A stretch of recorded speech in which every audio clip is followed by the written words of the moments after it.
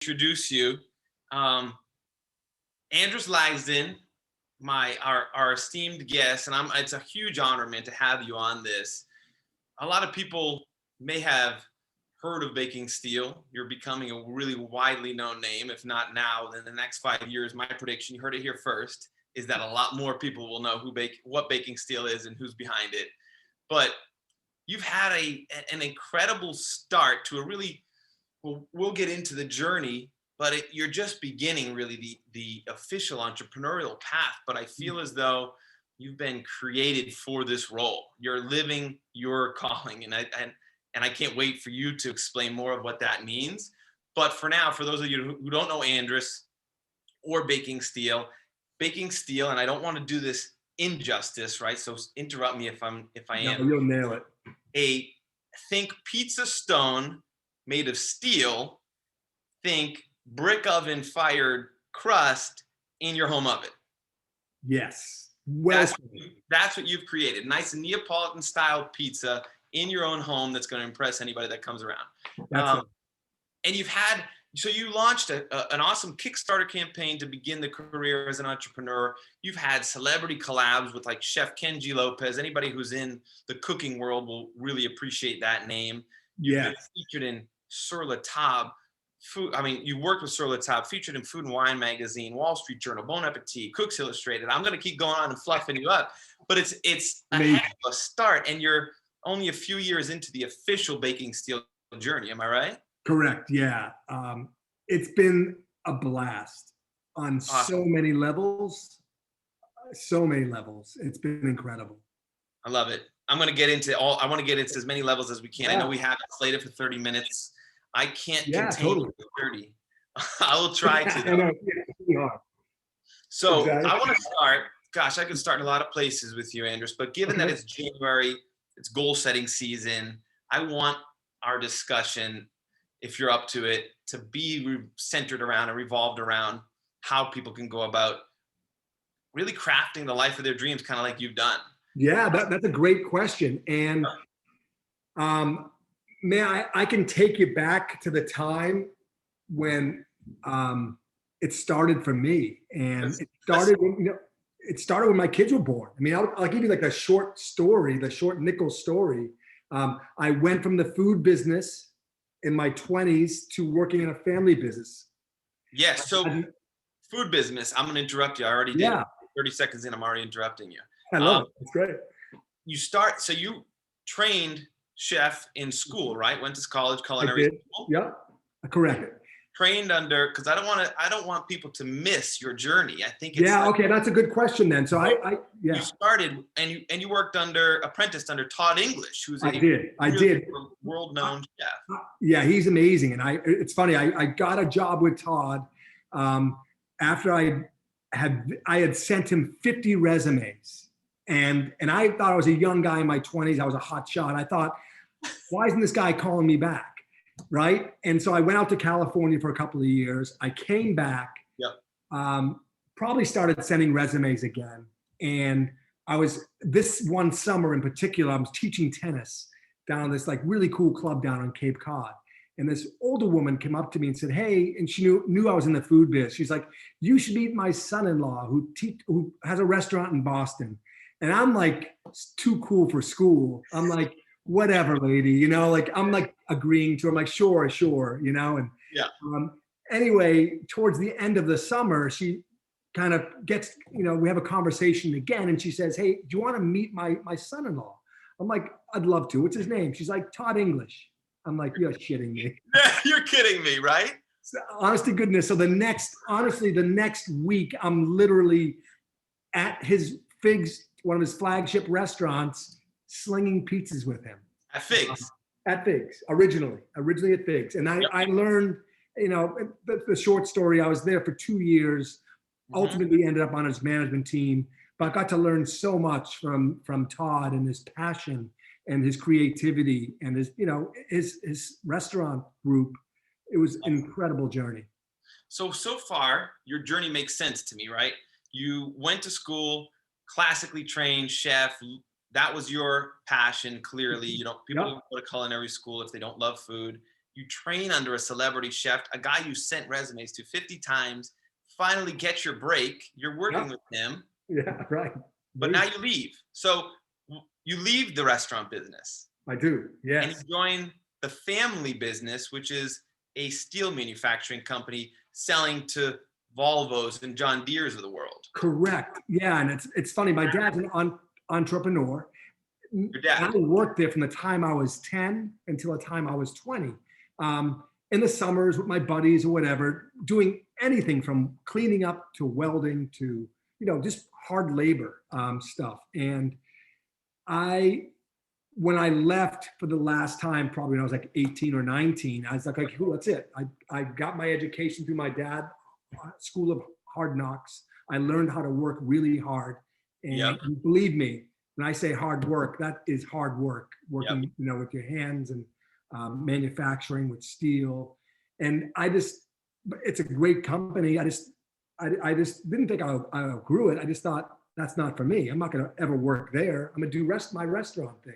Right. And so there I was at 30 years old, wanting to leave the restaurant industry because I got to understand it a lot more. And it's a really, really difficult business. As we're seeing today, I was more afraid of snowstorms on a Saturday night, not necessarily getting shut down for who knows what reason. In any case, my dad had a cool business, so I went to work there. I've been doing that, building his brand for 15 years with my brother and 30 other guys. There I was. Never thought I'd be back there, but it wasn't my passion. It was not my passion, but I did really enjoy working there. Okay, so you're now with the family business, which people can relate to that. There's a lot of families have businesses, kids pass on the business. It's clearly, you said it yourself, it's not your passion, right?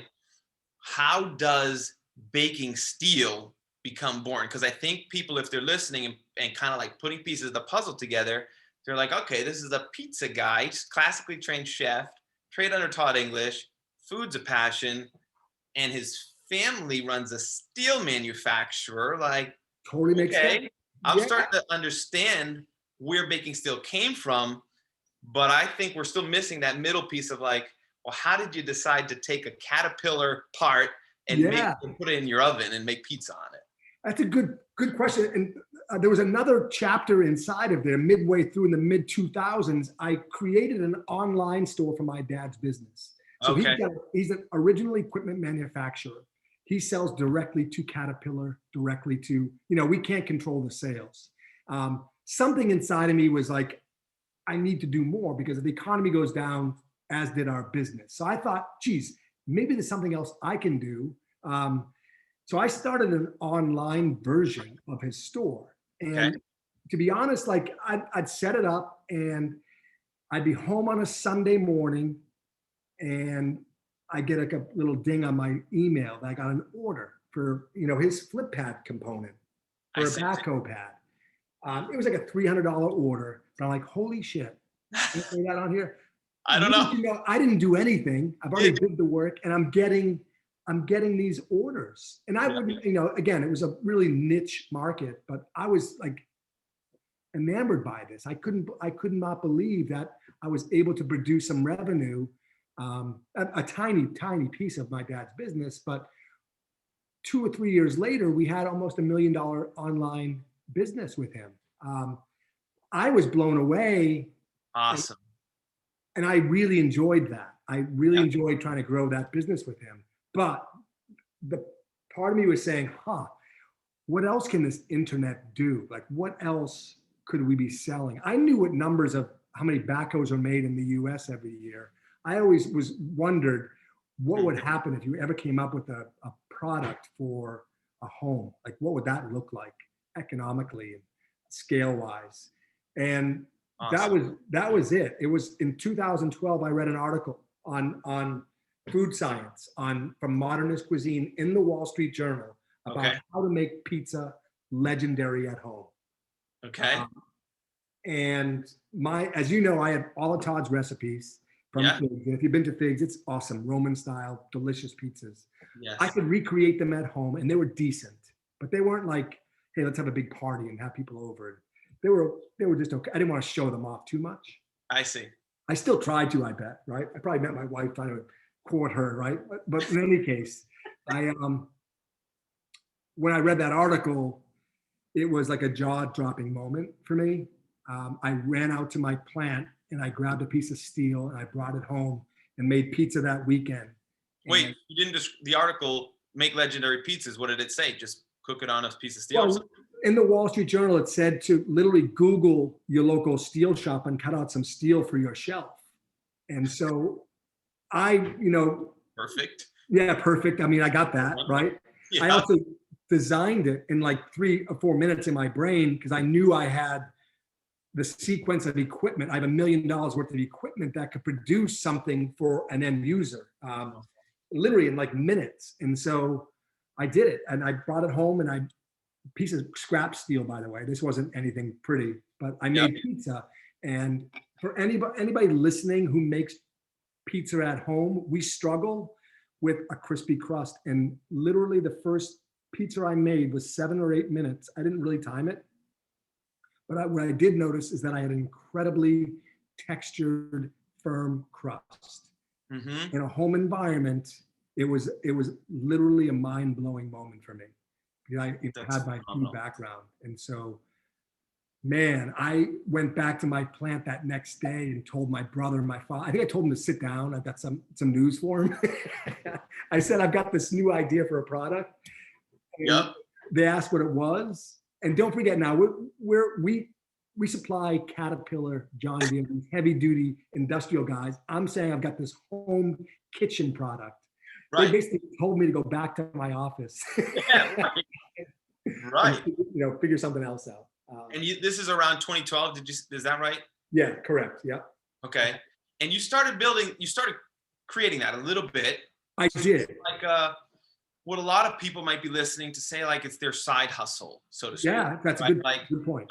I'm a 9-to-5 employee by day, and nights and weekends I do whatever my side hustle passion is. That was kind of what you were doing. You were just doing within the walls of your steel manufacturing business. 100%. However, I will add that I read this on a Friday night. I made pizza on Sunday. On Monday, I had a conversation with my brother and father. Yep. After that conversation, I literally shelved this thing for 9 months. I didn't do anything. I was horrified. Their initial reaction was, don't even try it. Don't do it. And then, how in the world are you going to sell that? So then I shelved it. I didn't do anything. Awesome. Other than it sat in the frontal of my brain here. We all have ideas. This idea just would not go away. And I started doing yoga. I started writing for the first time ever. I read this book called The Artist Way. And it just talked about kind of brain dumping. And I would literally journal every morning for, I forget how, maybe 15 minutes. Maybe it was like 4 pages or whatever. I do it every day. I didn't care what I wrote about. I just wrote. I read the Bible of online business, Crush It by Gary Vaynerchuk. Yeah. This is before Gary kind of blew up.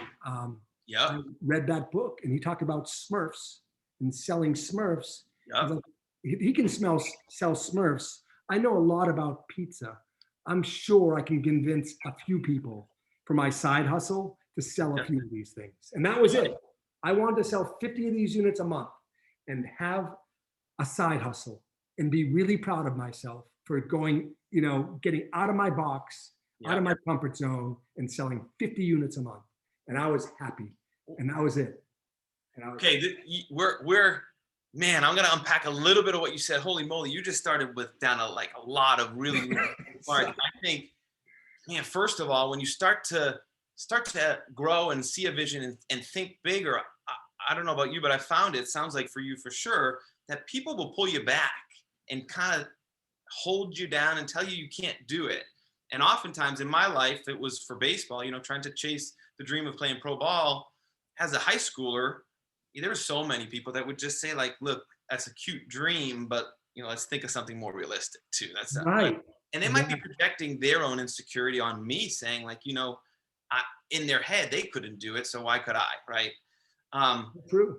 But it sounds like sort of like as this is happening, and we're going to get into this goal setting and vision making now, because it sounds like you're starting to learn to read and expand your mind, read from other experts. You're starting to journal.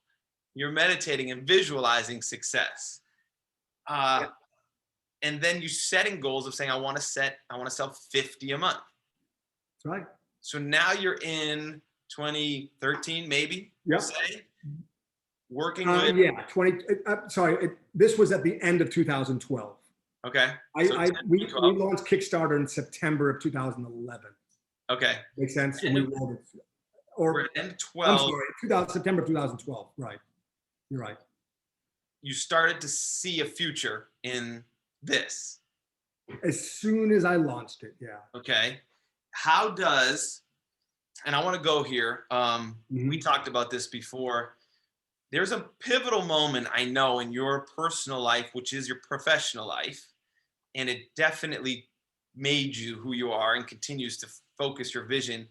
It's that time. Can you tell us that story about that time when your older son, at the time, it was maybe 4, I think, asked like what you did for work and kind of where you're going?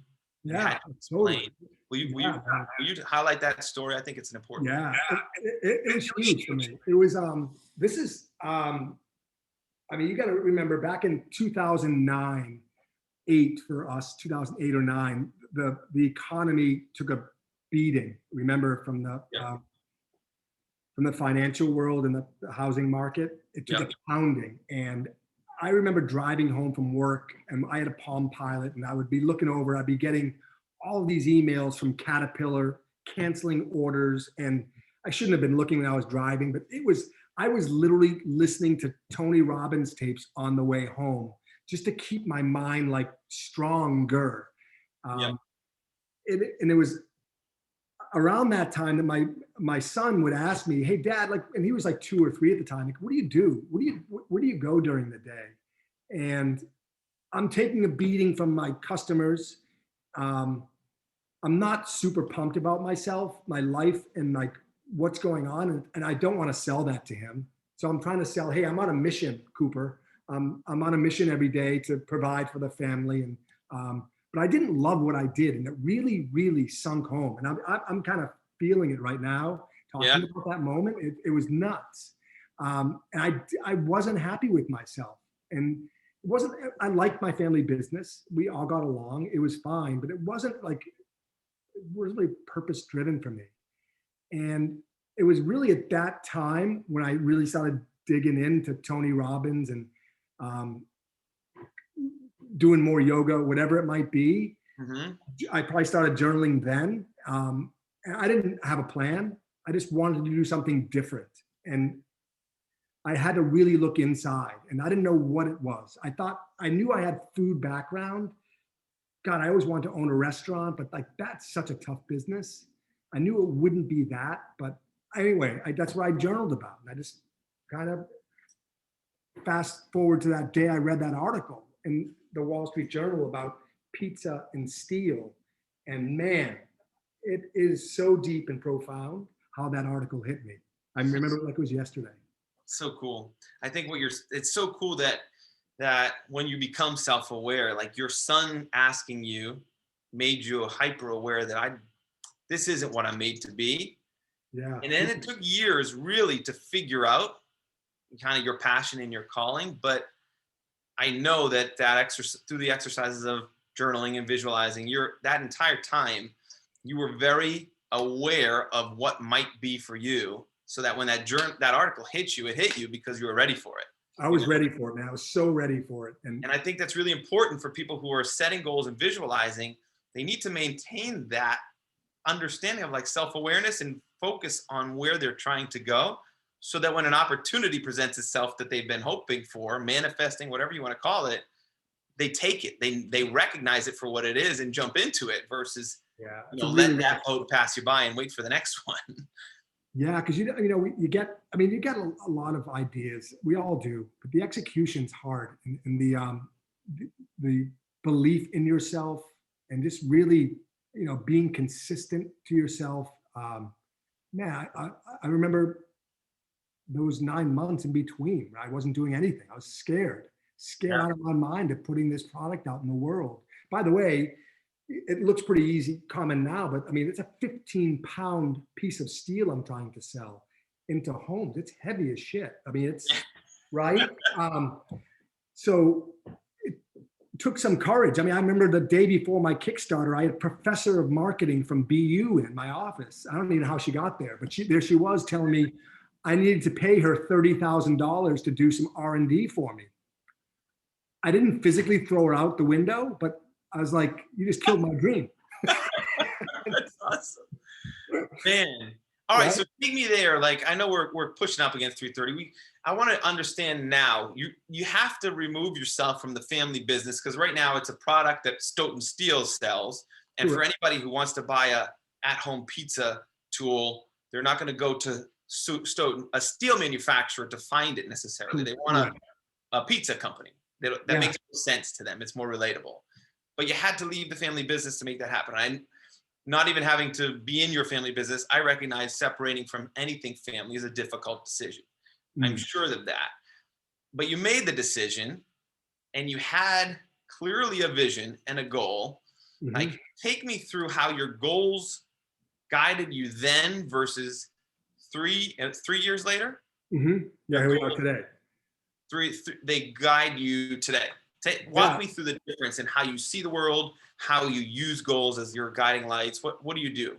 Well, for me, it's a lot of visualization first. I've got to that's how my brain works in pictures. So I really got to see it happening first before I go and do it. So for me, it was visualizing. Well, one, I got really lucky. This product is awesome. I'm super grateful every day that I follow through with this. And it's a really simple idea, but it carries a lot of weight for pizza. I mean, it's really incredible how it works. So I'm really lucky there that the market has really accepted this product. It was a matter of just visualizing. First, I had to separate from Stoughton Steel a little bit. I had to okay, we can't have people come into a construction site and expect to sell a pizza item. Just wasn't going to happen. So I had to visualize. And then once you visualize that, okay, well, I need to have a separate store. So we created a new web store online. Really cool, by the way. And my whole thing has always been to always create a product that has some life to it. It's not something that's going to sit in the catalog. It's going to have some vitality behind it. And I thought I could do that. I thought I could bring a piece of steel to life. And that's essentially what I'm trying to do still today, by the way. And I'm still trying to improve that. Like, I still need to get better at that. How do I bring a piece of steel to life? That's really what it comes down to. And for me, it means, for my goals, just creating educating people on pizza making at home. And whether it be dough or sauce or cheese or how to top it, that's kind of helping bring it to life. And so that's kind of where we are. I like that. Yeah. So I want to go back to the visualizing. Yeah. A lot of people talk about it. As a former athlete, I was always told visualize your swing and stuff. And I will admit that it's not until recently in my life when I read people like Tony Robbins and other success, personal development focused people today, where there's real tactical stuff when it comes to visualizing. It's not just like imagine yourself successful, which in itself can be hard to do. Can you give me some specifics that you do? If it means take me through your morning routine or whatever that is, because I want people who are listening, who are struggling setting goals and visualizing, to hear from somebody who kind of has manifested an incredible destiny, incredible life for himself. Yeah, thank you. I want people to hear some tactical stuff of like, well, what does visualization mean? Do I just sit in a seat and close my eyes and hope that like rainbows and butterflies show up and there I am in the middle, or what? How specific do you get when it comes to visualizing? That's a loaded question. That's a great question. Yes. Really profound. For me, what I like to do is to visualize, I guess, my success. I could take it back to even like my Kickstarter days. Like, I just wanted I wanted a small tribe of people to like this product. And I really, for me, once I did that, I visualized it. But guess what my next step was? Naturally, I started sending some out to people. I didn't know who, but I started finding people and sending them out and having conversations with people about, their experience with the steel. Super lucky, and I'm super grateful. The feedback I got was unbelievable. Like the same feedback I get today was then. But I really visualized that first. You saw yourself sending people steels and people cooking in their kitchens and really enjoying your product. Correct. And that's exactly what I envisioned. And that's what started to happen. So my actionable step was, by the way, making prototypes and physically sending them out to people, and having thick skin that I might not get great feedback. Right. And that said a lot. That you've got to send your product out to people. I think it didn't have to be perfect, but I just needed something back from the folks. That's really cool. I'm glad you said that. The visualization, what I heard you say, it's really profound, is that you can't sit and just think about your future and expect your life to change. You got to get off the seat and do something too. And you got to push. It sounds like you have to push yourself to a point of potential discomfort, because that's kind of where growth happens. You think of like a weight training and stuff. That's an easy example, but like muscles grow after they get broken down. So you got to tear something down, break things down, get a little uncomfortable, and then growth happens. So I love that you did that. How about when it comes to goals? I like you visualize a successful scene. And before I get into the goals, do you actually hear the sounds, feel like smell the smells, feel the countertop or the dough or the pizza, whatever it is? Do you get that granular with your visualization? Some days, yes. That's cool. Other day, but not most days for me. Not most days. When I'm really, you don't want to, or it's hard to? It's hard to. Okay. It's hard to for me. And I think it takes a lot of conscious effort for me to kind of get into that zone. Yeah. But it's really important to. In fact, here we are again. I'm still finishing up fourth quarter from my business from last year. So I'm trying to get into that mindset of this year, which is, here we are in January, goal setting again. And, and that's for the business. And so I got to really hunker down and quiet the mind. And but again, I don't expect huge breakthroughs either. I just find it's more consistently doing it every day, whether it be visualizing and journaling and or reading, whatever those things are. And it comes together. It starts to come together for me better. And I'm still learning too, by the way. I don't have all the answers on that. I'm just a small little tiny company that's supporting my family right now, which is amazing. It's unbelievable that I can, wake up and do what I love every day. Incredible. I mean, you're being a bit modest, knowing what I know about your success and the product, and thank you. Yeah, no, 70,000 followers or whatever it is on Instagram. I mean, there's a lot of people that also agree that you're more than just a little company and a little. Is the light? Need more light in here? Can you see? Okay. I mean, if I like the dark vision, it's good. Good. Okay. Cool. That's fine. We're pushing up on 3:30. Before I ask this, what is the last question? I think anybody that's listening that has questions, just type it in. Are you okay fielding a couple? That'd be awesome. Yeah, please. So just type it into the chat, and I'll see it and I'll ask. But you talked about visualizing. This is sort of like the culmination of this all. How do you take goals? How do you set goals? Are they short, long, big, small? And then how do you use them as what you do today to achieve whatever the goal is set at whatever point in the future? That's a great question. So I go through, when I first started, like my first bigger, like my big audacious goal was to sell 1 million units. I didn't know how or when or how I would do that. And this is a couple of years ago. I said, I'm going to sell 1 million units. But now I'm going to rethink that a little bit. It's like I can sell more than 1 million units. I'm talking like, I want to get up to like the George Foreman numbers, like millions of units. And I think we can do it because, but I've got to visualize that first. And then I've got to look, again, it's easy to say I can sell 10 million units, but then Then you got to back the math out and say, okay, shit, I got to do how many units per day to make that happen. And then guess what? I got to have that conversation with my brother. We had a call this morning. How we doing? You know, we're a little behind, you know, with production. So I've got a lot to learn about how we can be more efficient. And so those are kind of how I start with a big goal in front of me, and then I kind of back it out. And it's scary at first for me to look at that big number, but then when I start to break it down into smaller components, it seems to make sense, more sense. But you got to do that. Like, you got to. That's cool. So that's the formula: big goal, then small back down, components, bite-sized chunks. Then see yourself in those successes of winning those small goals. 100%. And then sometimes you don't have the answer. A lot of times, in fact, probably 95% of the time, I don't have the answer yet. But I know what I want it to look like, and that's really important for me. I love that. It seems to help a bit.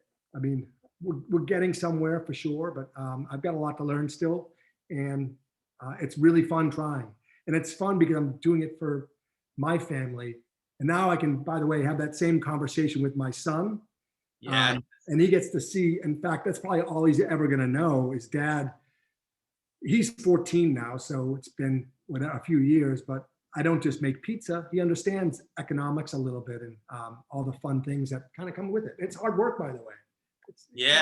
But well, hey, speaking of that, from a dad of 5, soon to be 6, more is caught than taught with kids a lot. So for him to see you get excited every single day of your life and work in that kitchen doing what you love, and to see the success of what's happening, man, that's a powerful influence that you're having on him without ever saying a word. I totally agree. And my dad influenced me that way. I knew how hard he worked, and I didn't really know what he did, but it inherent in me. It's in my blood. I got to see it. He didn't talk about it. Got to see it. And I think hopefully I'm teaching that lesson to my family. You are. I want to acknowledge that. Thank you. It's great. Where can folks find you? What's the best? I want to make sure you can share all your handles and everything and sites. Yeah, thank you. We are at bakingsteel.com. We have our shop there. You can find us on Instagram at bakingsteel. I do all of our social media. So if you reach out to us directly, you're reaching out to me, and I'll be sure to do my best to get right back to you. It might take a little while. We're getting our follower count is gaining, but still, again, basic goal, I try to respond to everybody. And that's really important to us about who we are. Yes. And I admire you for that. I mean, sorry to interrupt you, but I will say that I had just spoken with somebody who recently bought a steel and told me they emailed the company and heard back right away, and with really, really positive customer service. So you and your team are doing the right thing, taking care of the customer first. I think that's awesome, man. Thank you so much for sharing some of your journey and your goals, your insights. It's inspiring for me every time I get to speak with you. Same, Matt. Thank you, man. I love what you guys are doing there too. Thank you. It's beautiful, really, on so many levels. Thank you. Awesome, man. Well, till next time. Thanks, Andrew. Thanks, buddy. Bye.